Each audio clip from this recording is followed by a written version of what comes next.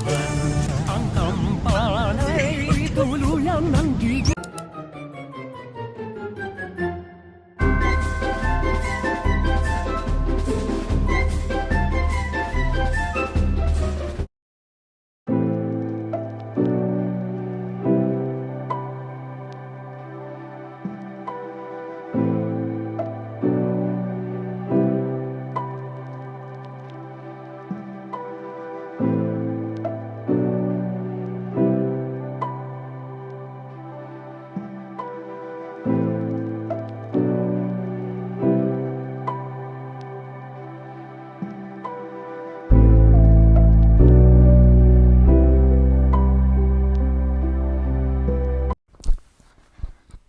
Hello guys, Editor Leah here. If you're wondering why I cut the vlog, all of a sudden I want to dedicate this particular section of the vlog into what happened in the pier. I want to talk about what was happening outside of the pier, why was it dangerous, and why was it just like hell everywhere. So for a simple context, to be able to get to the pier, based on my experience, you have to go in 3 main ABC points. So 1, take a bus from Apali to Manila. 2, take a bus from Manila to Batangas. And then 3, take a boat ride from Batangas and to be able to get here, Puerto Galera. So let's talk about what was happening in Batangas Pier. I guess we were able to get to the pier at like around 10:30-ish, and when we get there were so many people in the front of the pier.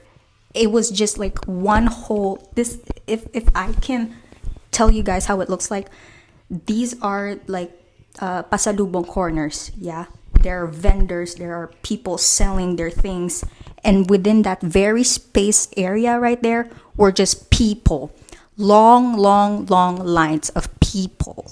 One of the few problems that we encountered there is that there was just not a functional system at all. Those people in the lines were a mix of 2 kinds of people. People with tickets, people without tickets.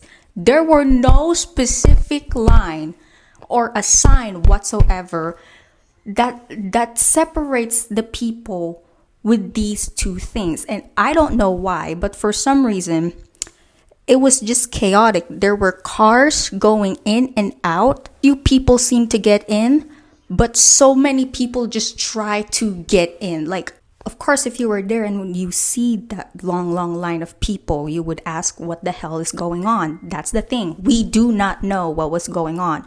So the moment that we left the bus, it was just heaps and heaps of people complaining. And there was this one guy with a megaphone controlling the crowd that is just cannot be tamed. For a few contexts, this is, I don't know if I can get the video there, but this is the video right there in your screen right now. This is what is happening. And to be able to get inside the pier, you need to get to a yellow gate.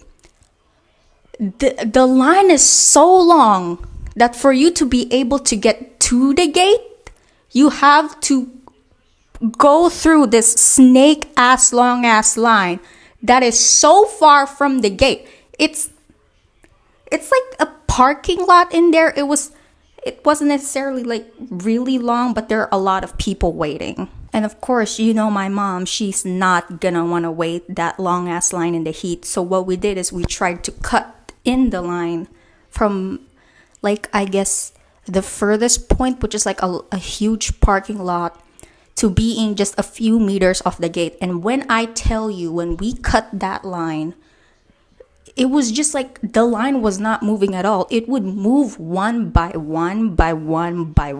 That's how slow it is. And also considering the fact that it was almost like a stampede situation. This is our section, right? And then there was so many cars trying to go forth and back, and so many people were trying to also cut the line, but they couldn't, because the only fine line that distinguishes people who are trying to cut and people who are in the line is a small thin rope. You know those ropes that they tie when you go to the supermarket, that's the rope that they use. It's useless. So we stood there in the line for like, I don't know, 45 minutes. It was hot.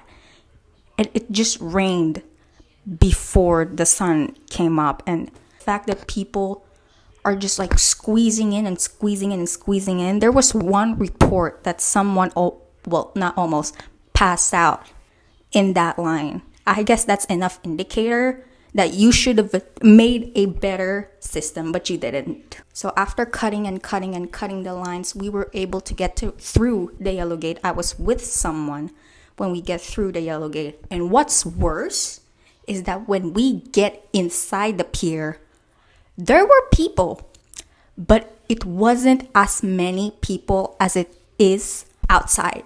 You cannot believe how it's not even half. It's like a third of the people outside were inside the pier.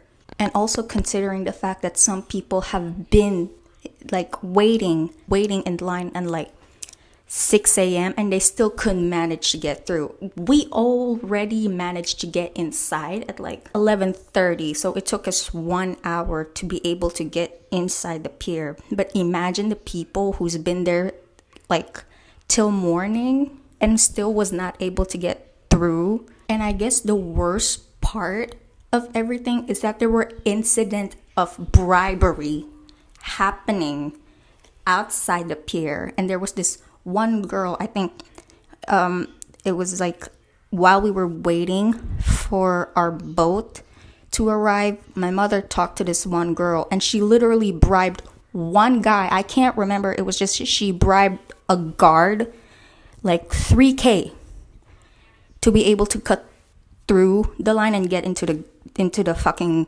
pier. That is unfair. And when we got into our boat, it was like we had to wait an additional 30 minutes. Mind you, we got in the boat at like 1 p.m. We got into the boat at 1 p.m. We had to wait another additional 30 minutes because the boat was missing 40 passengers.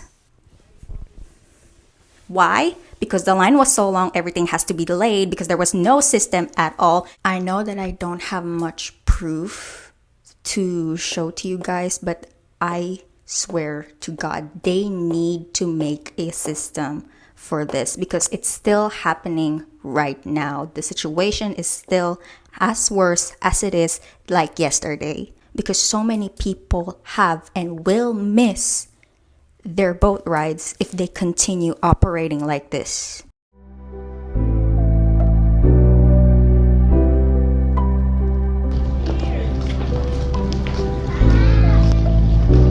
Our boat's name is Pteropus. The fuck is this? Parrot a fucking platypus?